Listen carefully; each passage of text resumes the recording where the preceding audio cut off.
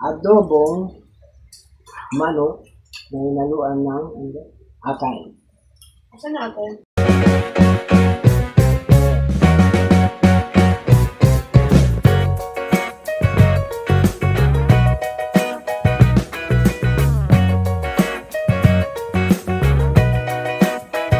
Magandang tanghali mga kapatid.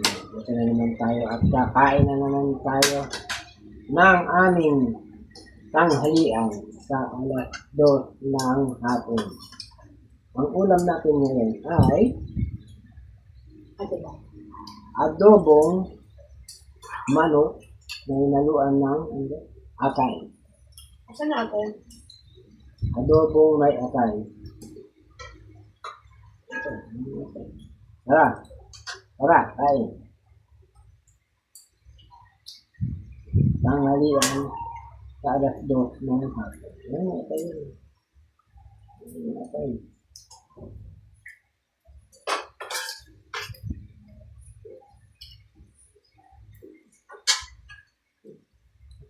Ito ay niluto ni Beth kaninang umaga. Tapos ng alauna ng hapon.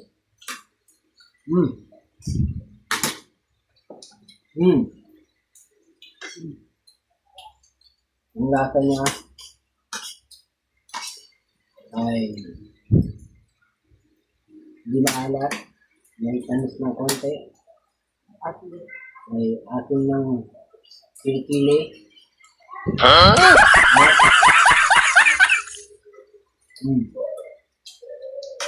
Okay, lasa ng atay. Yan. Merong rasil.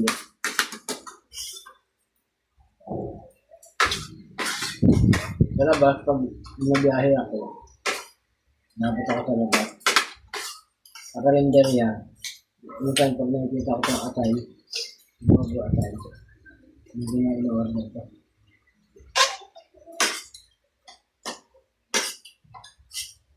Iba kasi yung lasa, pag na rin. Yung robo na may kasama atay, doon na. Hindi ko na pinrama ng baling-balingan. Kasi yung atay, makakit na atay. Nakatigat yung balingan, hindi pa nang ito.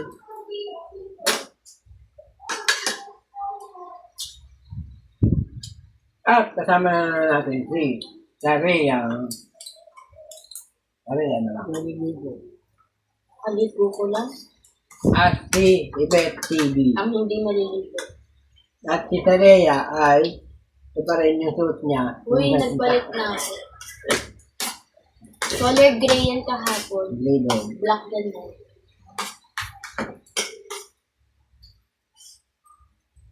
Natin nagigil yung atay. Mukha na ako tayo kuya. Gusto ko yung atay. Naman hindi matamis. Pansin nyo, lagi lang kami tatlo kasi yung isa, may pato. Malay ka na sa adobong matamis. Hindi man siya maalat. May diabetes ako na kain ng matamis. Papakasunod ko yung luto ng adobo matamis. Naka, yung tamis ng adobo na.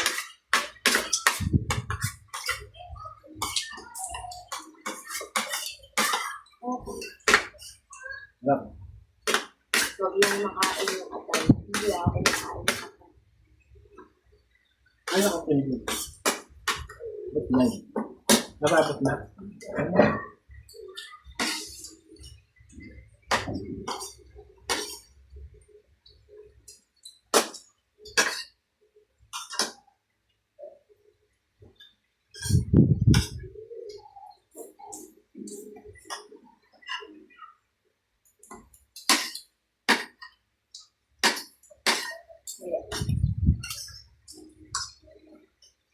Hindi pa rin gawing sinigang yung sabaw ng adobo. Hindi, ito din. Pag naluluto sa kanila. Alam yan yung sabaw. Kasi Yung ano yan, sinigang ba yan? ito, dagdag pa yun. Hindi kasi ano, nahanap lang yung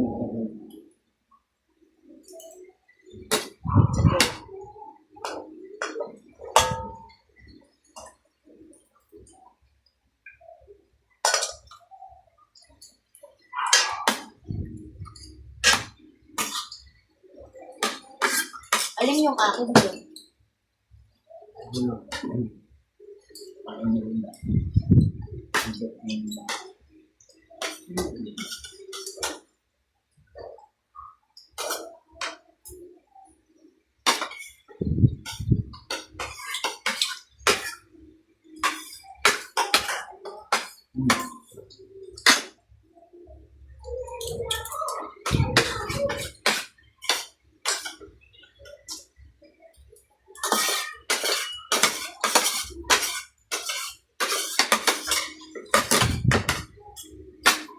Bili mo dito sa mayroong ganito sa Quiapo. Sino mo dapat sa kaya? Hindi. Yung ganito galing.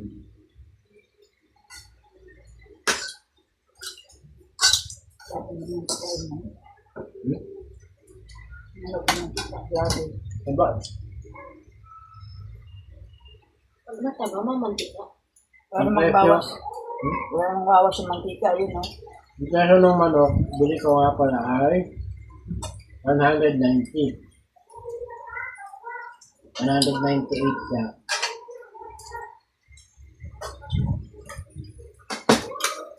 Eh, kapitbahay yung binilan. Kaya, 190 na lang. Kapitbahay? Kapitbahay. Ano nakikinig na dyan? Paglabas mo lang ng road seat, tumitindahan mo ko. Bili ako.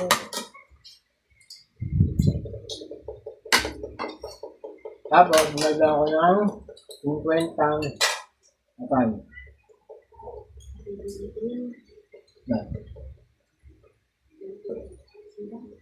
Bakit na?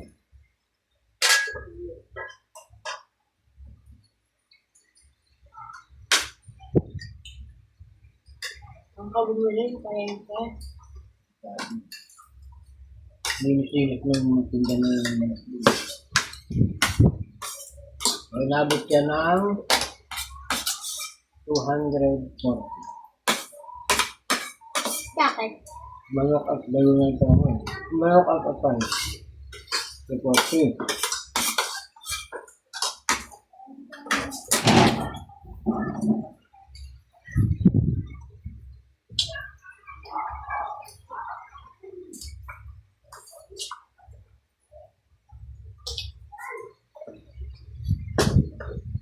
Alaga mo pagkain sa bawal lang. Alaga mo na manok yan.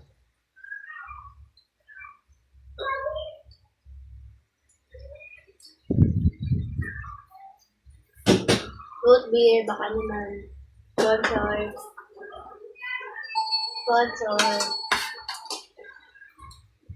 Tapos yung pang sahog pa, ay ano, abot din ng 300. Ang aming ulam ngayon, kain na rin.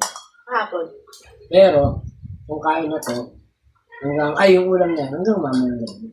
Yung pinatayo natin yan, walang sabaw yan. Hindi naman. Pero kung pinatayo namin to, natural lang sa bawat. Yun nga. Pero mantika. Puro mantika. So, gusto ko talaga yung atay. Hindi ako ng atay. Ba't anong lasa ng atay? Atay. Puso ng manok. Puso. Ito. Tingin! Puso. Ng manok. Hindi sarang ko sa kalan, pinaalam mo ko. Ay, puso. Kung iingay, pinaalam mo ako. Anong lasa niyan? Nasaan puso? Ano? Nasaan puso? Nasaan puso?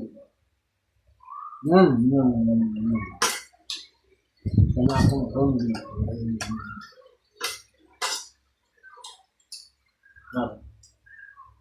Kawawa yung manok din. Kain ka daw ng bake. Sabi ni Boss Koy mo, dadalang ka ng totoong ikaw. Ako? Shout out. Shout out. Laki! Ikaw, oo. Prag. Good, shout out ka. Oh, Boss Koy mo. Shout out, boss. Sa kanya kasi mapupunta yung ikaw, boss.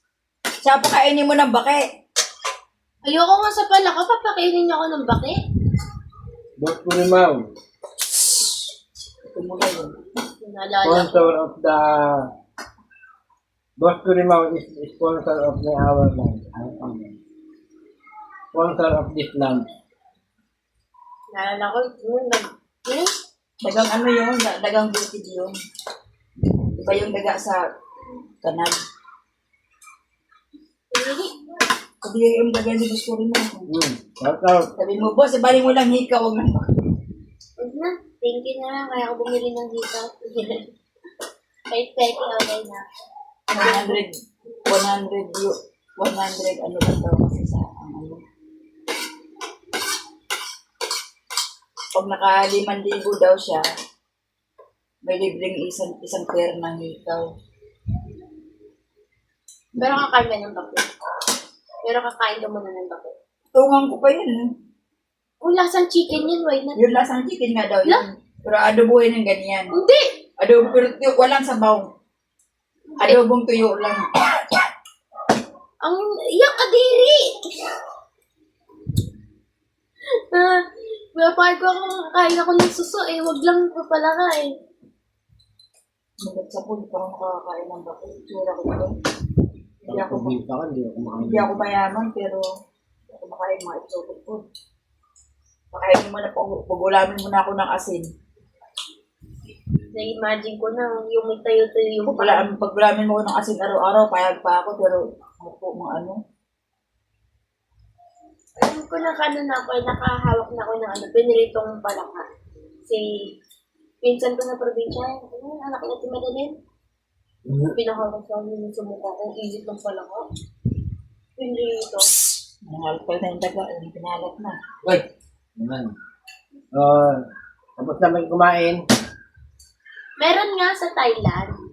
Ano siya, inihaw na bake. Nangangatal yung mga Maliliit. alaga namin. Maliliit na bake na kinakain masarap.